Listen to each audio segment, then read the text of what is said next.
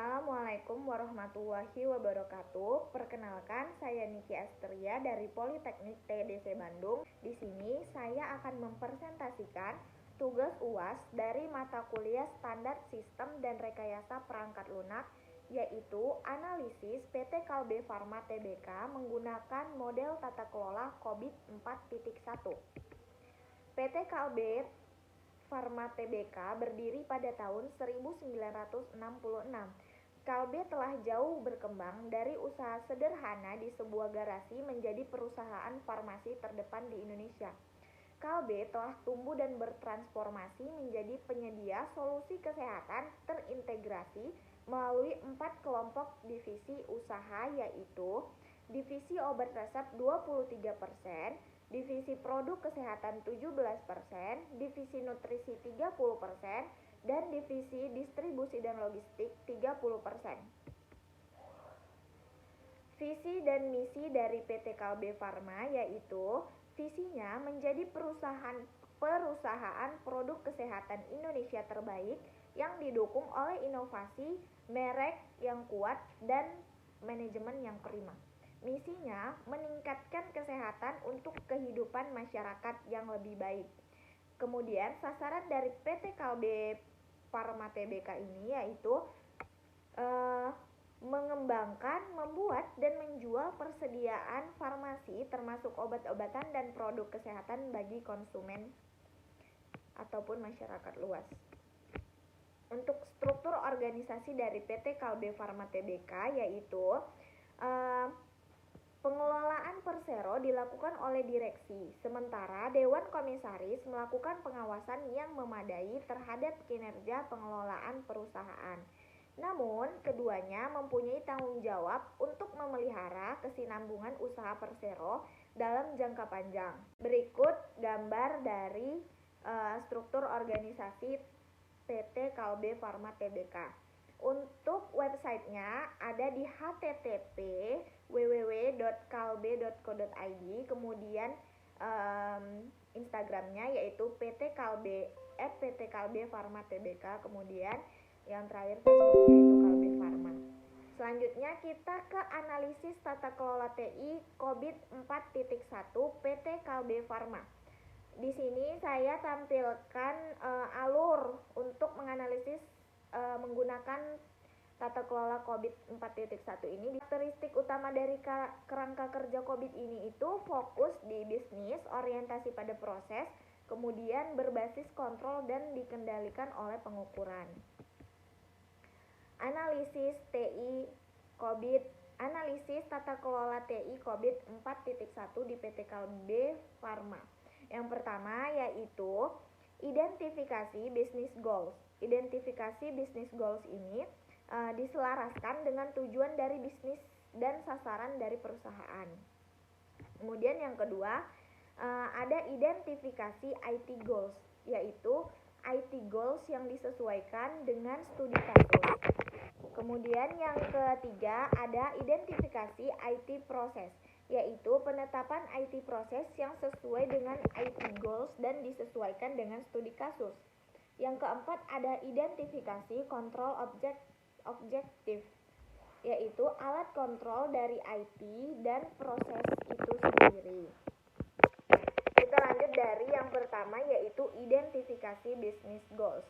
Pada tahap ini kita akan mendefinisikan business goals dari business goals yang berlaku di COVID 4.1. Bisa dilihat dari tabel yang saya tampilkan sekarang. Kita lanjut yang kedua yaitu identifikasi goals. Nah, di identifikasi goals ini ada frekuensi sama penjelasannya gitu ya. Kalau misalnya 2 berarti response to governance requirements in line with board direction, yaitu menanggapi persyaratan tata kelola sejalan dengan arahan dewan. Untuk identifikasi IT goals ini bisa dilihat sendiri, bisa dibaca sendiri dari tabel yang sudah saya tampilkan. Kita lanjut ke Yang ketiga berarti ya identifikasi IT proses, yaitu ada 4. Terus yang keempat identifikasi kontrol objektif. Untuk penjelasannya, untuk lebih jelasnya bisa dilihat di tabel berikut. Nah, untuk analisis dari PTKLB-nya saya akan jelaskan aja, nggak akan ditampilkan di sini. Saya akan jelaskan dari identifikasi kontrol objeknya. Yang pertama, IT proses, yaitu AI1 atau AI1-nya pada PT Kalbe Farma dalam memenuhi aplikasi baru harus mengacu pada prinsip keintegrasian dan alur proses yang efisien. Proses identifikasi meliputi tugas atau fungsi manajemen prosedur dan sumber daya manusia. Dan keputusan akhir dari proses ini adalah keputusan membeli aplikasi dari vendor. Berdasarkan kondisi yang terjadi, dijelaskan, terlihat bahwa PT Kalbe Farma telah mengidentifikasi kebutuhan aplikasi baru yang terencana. Kemudian, untuk IT proses AI2, yaitu PT Kalbe Farma Tbk, aplikasi yang digunakan atau dipakai sudah sesuai dengan kebutuhan bisnis. Kemudian IT proses AI3-nya, PT Kalbe Farma ini membangun infrastruktur teknologi secara bertahap dan berkesinambungan dengan tetap menyediakan spesifikasi yang sesuai dengan kebutuhan dan standar layanan yang dibutuhkan oleh masyarakat dan juga konsumennya. IT proses AI4, yaitu PT Kalbe Farma dalam memastikan penggunaan dapat mengoperasikan aplikasi dan infrastruktur dengan baik, disediakan pendidikan dan pelatihan kepada sumber daya manusia, sistem informasi. Kemudian IT proses AI5-nya, yaitu PT Kalbe Farma melakukan tender untuk menemukan vendornya. Kemudian IT proses AI6-nya, PT Kalbe Farma melakukan perubahan yang berhubungan dengan infrastruktur dan aplikasi produksi obat sudah dilakukan secara struktur. Dan yang terakhir yaitu IT proses AI7, PT Kalbe Farma menerapkan pengembangan secara bertahap terhadap sistem yang telah terpasang dengan melakukan kajian terhadap pasca implementasi tersebut. Kemudian kondisi IT yang diharapkan. Kondisi IT yang diharapkan oleh PT Kalbe Farma yaitu sesuai dengan visi misi Kalbe, yakni meningkatkan kesehatan untuk kehidupan yang lebih baik. Kalbe harus terus berinovasi dalam mengembangkan produk dan layanan kualitas kepada masyarakat. Salah satunya dalam mengembangkan sistem teknologi informasinya. Quotes dari PT Kalbe Farma, itu kekuatan, peluang, kelemahan, dan juga ancaman. Apa sih kekuatan dari PT Kalbe Farma? Nah, PT Kalbe Farma itu mempunyai e-commerce.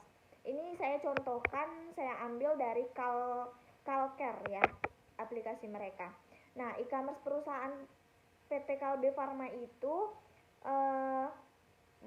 merupakan e-commerce perusahaan farmasi pertama dan terlengkap yang menjual produk Kalbe maupun produk non-Kalbe. Kemudian ada kelemahan. Nah, kelemahan dari Kalcare ini merupakan e-commerce baru dari hasil rebranding Kalbe e-store, sehingga memerlukan strategi promosi dengan budget tertentu. Yang ketiga yaitu peluang. Peluang dari Kalcare ini memiliki kerjasama yang baik dengan berbagai macam mitra. Kemudian belum ada e-commerce farmasi yang menjual produk lengkap seperti Kalcare baik dalam bentuk aplikasi maupun website. Kemudian yang keempat ada ancaman untuk PT Kalbe Farma Tbk ini, yaitu adanya persaingan dengan perusahaan farmasi pemerintahan yang lainnya. Kita masuk ke analisis critical success focus dari PT Kalbe Farma Tbk.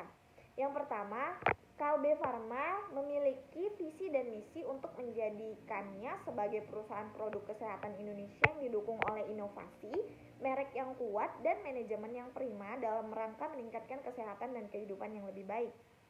Terus yang kedua, Kalbe banyak melakukan akuisisi pada berbagai jenis perusahaan berfarmasi Indonesia. Besar farmasi Indonesia. Kemudian yang ketiga, Kalbe aktif dalam berbagai kegiatan riset dan pengembangan yang dilakukan dengan menjalin kerjasama dengan mitra-mitra lokal dan internasional.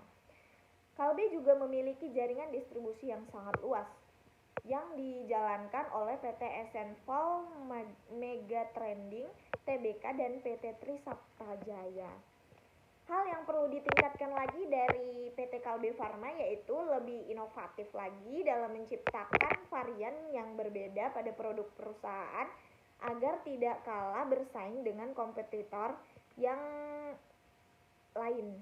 Kemudian yang kedua, mengingatkan bahwa Kalbe bergerak dalam bidang farmasi, maka Kalbe juga dituntut agar aktif dalam kegiatan riset dan pengembangan produk-produk farmasi baru.